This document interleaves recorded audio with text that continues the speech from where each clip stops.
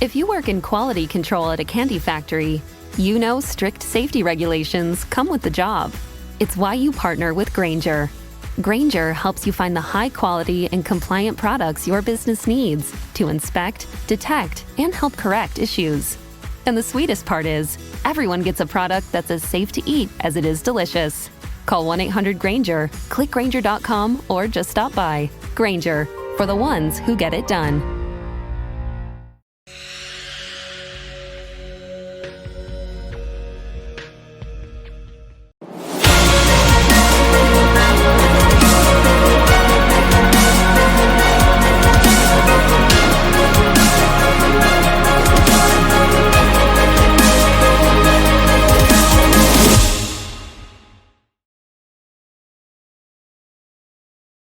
Yes, welcome in once again to Straight to the Chase here on the Fantasy Baseball Advice Network. I am your host, Chase Thornton, coming to you once again from the Mott and Bailey Basement Bar. And today, we're going to be talking about the top 5 starting pitchers returning from injury that you need to have on your short list as we enter the fantasy baseball draft season here. Now, before we get started, I want to remind you to hit that like and subscribe button. Make sure you're getting notifications whenever we drop new content here so we can continue to get you ready for fantasy baseball season and so you can chase greatness all season long and dominate your league mates. Now, we're just 2 weeks or so away from pitchers and catchers reporting, so time's a-wasting. Let's crack one open here and let's get straight to the chase. All right, now we're going to go through these guys in the order of their current consensus ADP, according to Fantasy Pros. So that means we're going to start off talking about the man himself. Of course, we're talking about Shohei Ohtani. Okay. Now, right now, Shohei is the consensus top overall pick. And of course, with his dual threat ability, and more importantly for us, his dual eligibility, that makes him also the consensus SP1 or starting pitcher 1 by default. Okay. So that's his ADP. That's where he's coming off the board, obviously. So it's not necessarily his ranking, but that's where he's coming off the board. So you're already drafted him first overall if you happen to be so lucky. So you don't need me to talk to you about that. But I do want to remind you here to pay attention to your league rules on his eligibility in drafts and on his usage whenever he does return to the mound, which doesn't look like it's going to be right away. Just keep that in mind when you draft him. Whether he's on the mound or not right away, you're going to be getting hella points from him at the bat anyway. So, remember that. But you don't want to miss out on a single or a single strikeout of what he's going to be able to offer you this season. So pay attention to those rules on his eligibility, especially, if you're in a league where you can only set your lineups, once per week and then you're done with it. You want to make sure that you're getting everything out of him that you can. Okay. Now, the last time we saw Ohtani pitch in 2023, he was only getting 4.4 runs per game of support from his Angels teammates support. And that was even less than their usual 4.56 runs per game that season, which was even less than the league average of 4.62 runs per game that season. So, he was not getting a ton of run support, and yet he still went 10-5 in 23 starts for a team that was under 500 by the end of the season. Last year, in contrast, the Dodgers were second in the league in runs scored per game. So I think he's going to enjoy a little bit of a boost to his prospects on the mound there in terms of, wins and losses. Okay. Now for his career, he's averaged about 5.2, 5 2/3 innings per start, I should say, with a career K per 9 of 11.4. So that means if you do the math, and we can do the math here on Straight to the Chase, he averages over 7 strikeouts a start for you. So he's going to hit like the champ that he is.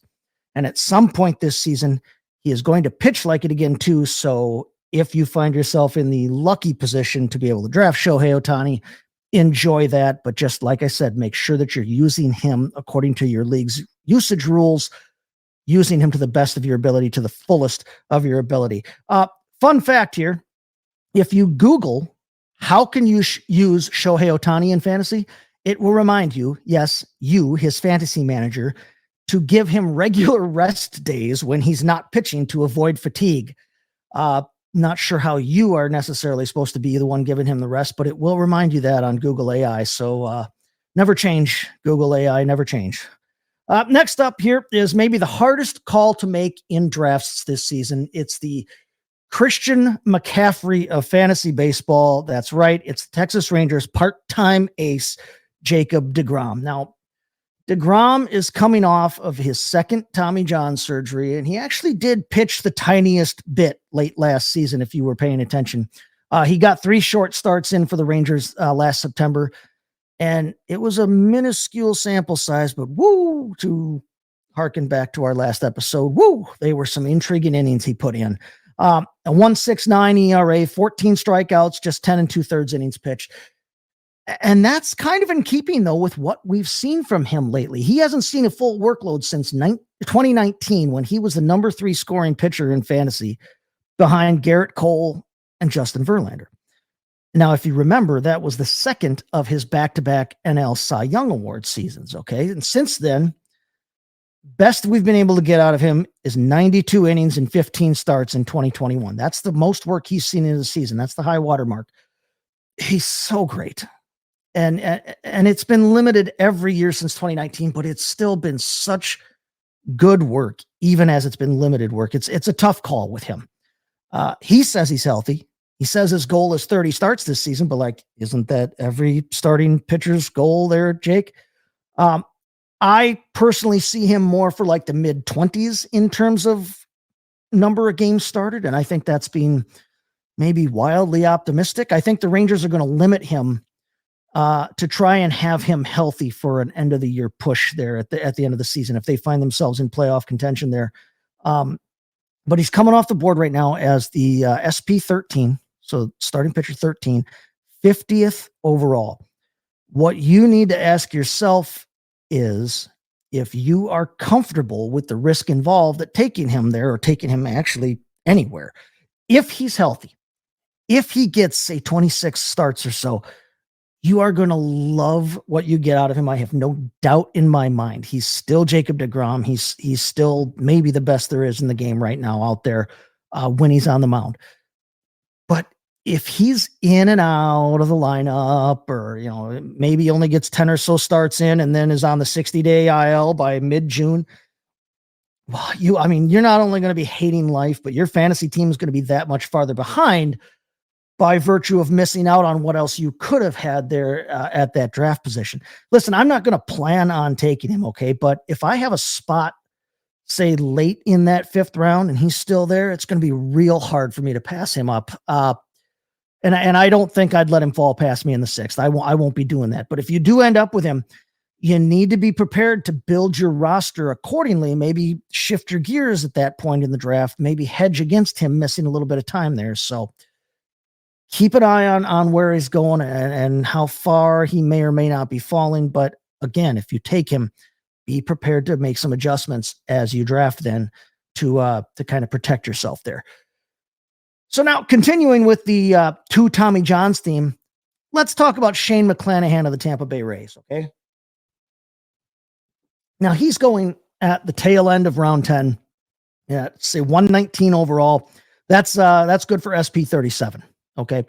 Now, he had his second Tommy John surgery back in August of 2023, missed all of last season recovering.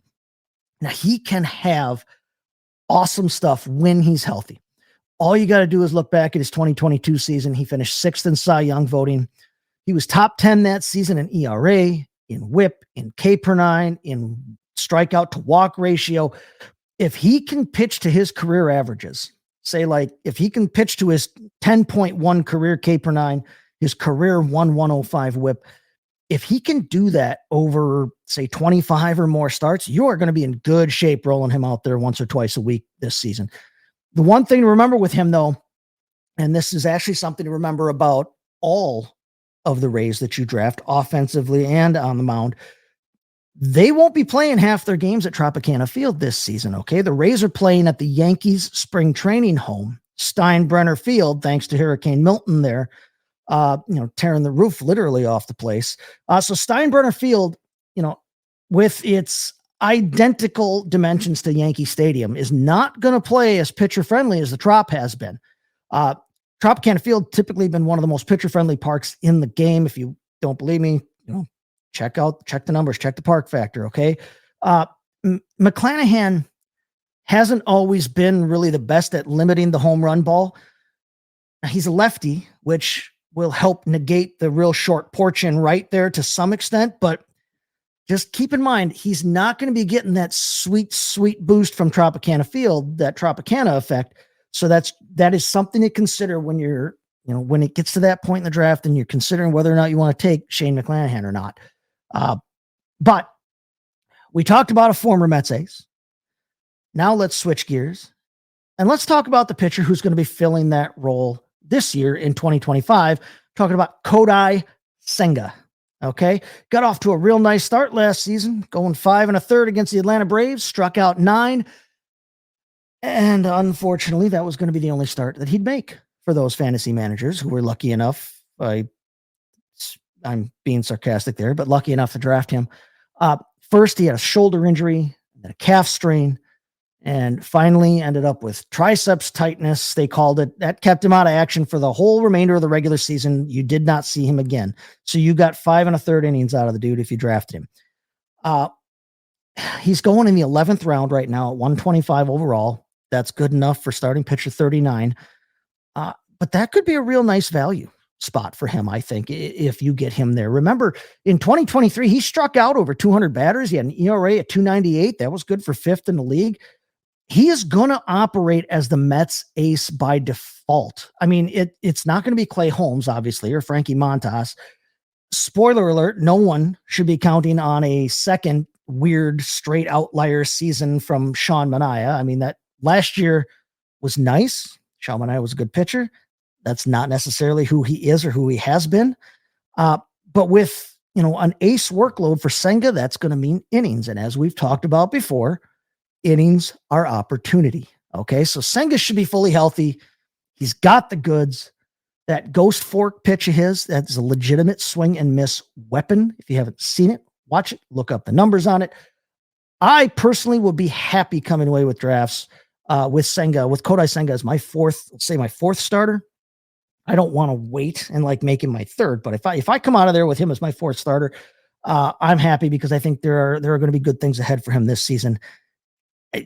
None of those injuries look like they were long-term last season or anything that should be a bother going forward. It wasn't necessarily stuff he's had problems with before. So, expect a full workload out of him and expect him to pitch accordingly as that ace on that staff there.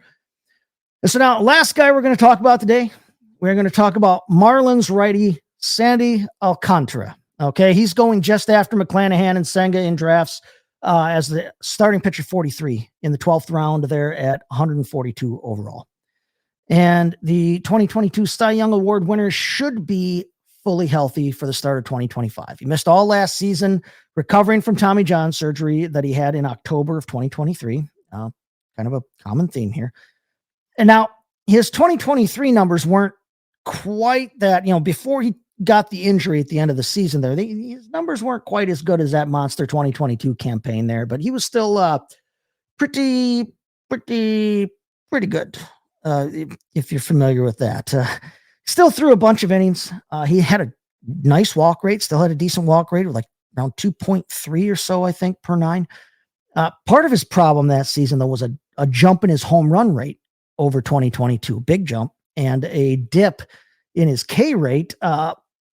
But if you've paid attention to Sandy Alcantara's career, he's never really carried all that great a K per 9 rate anyway.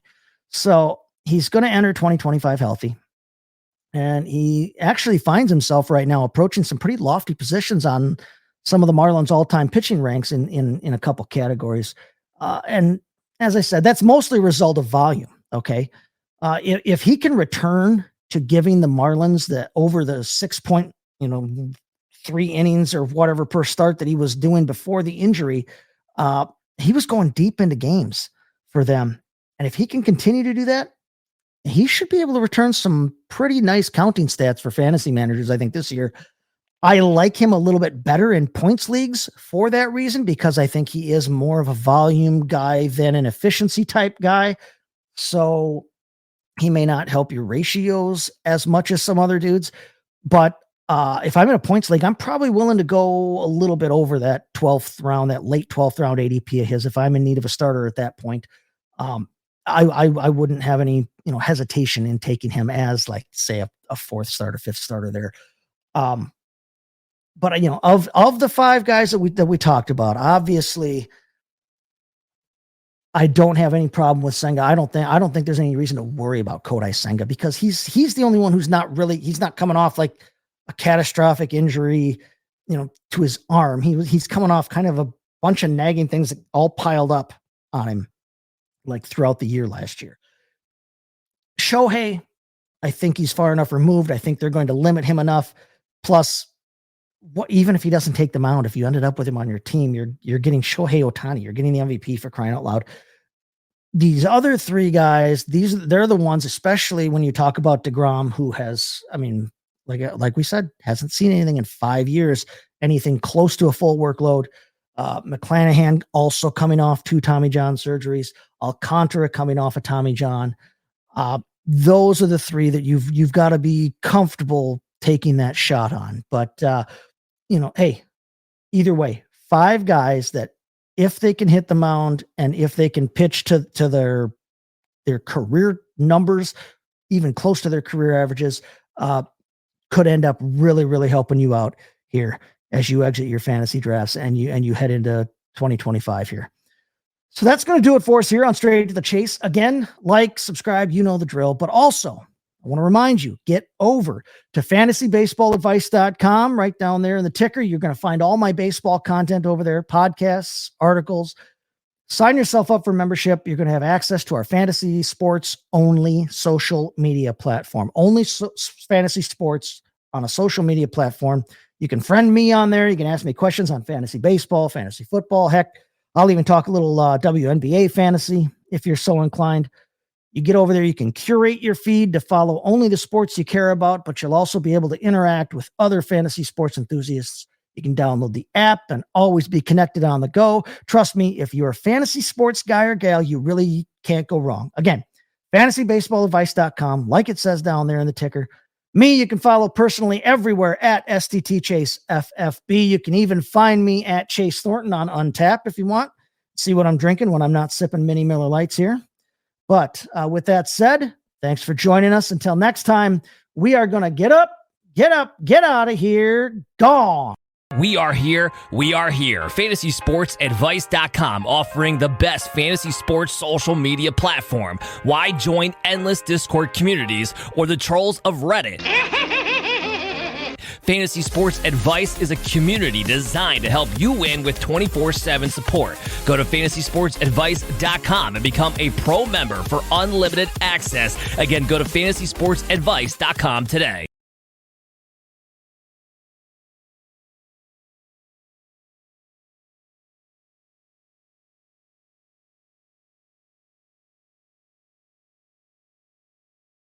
We are here. FantasySportsAdvice.com.